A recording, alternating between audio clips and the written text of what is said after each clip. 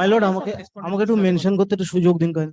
বলছি আমার একটা খুব আর্জেন্সি আছে। Honourable division bench justice Soumen সেনের বেঞ্চে অর্ডার দিয়েছিলেন, সেটাকে লোয়ার কোর্ট খারিজ করে দিয়েছে। অনারেবল জাস্টিস তীর্থঙ্কর ঘোষের অর্ডার খারিজ করে দিয়েছে। চার্জ গঠন করেছে অ্যাকিউজড বাংলাদেশের, এবং তিনি খুব প্রভাবশালী, তিনি বাংলাদেশ খারিজ করে দিয়েছে, খারিজ করে দিয়েছে। এবং অনারেবল জাস্টিস তীর্থঙ্কর ঘোষ অর্ডার দিয়েছিলেন 2020 সালের, একটা অবজারভেশন দিয়েছিলেন সুপ্রিম কোর্টের, সেটাকেও উনি খারিজ করে দিয়েছেন। 2009 সালের মামলা, 13 বছরে একুশ কোর্টে আসেনি। তারপরে জাস্টিস সৌমেন সেনের ঘরে বলেছিল যে কোনো শর্তে জামিন দেওয়া হোক, আমি সহযোগিতা করব, সেটাকেও কমপ্লাই করেনি। এবং কোর্টের অর্ডার ছিল এটা ম্যাট 1165 অফ 2019, যে 6 মান্থের মধ্যে ম্যাটারটাকে ডিসপোজ করতে হবে, কোনো অবস্থাতেই যেন মামলাটা পিছিয়ে না যায় কোনো পক্ষের দ্বারা।